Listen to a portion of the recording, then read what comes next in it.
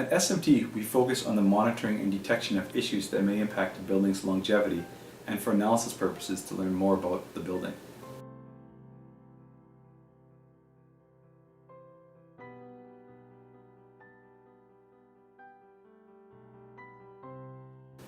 We approached the capstone team to investigate the possibility of creating a more interactive approach to visualize the collected data from our system. Introducing Maps, an alternative method to view sensor data.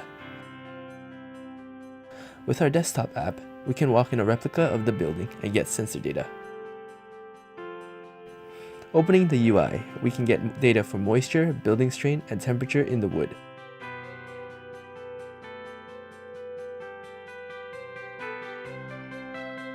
As well as search for other sensors and switch the floors. The mobile application readily views all sensors associated with a particular building.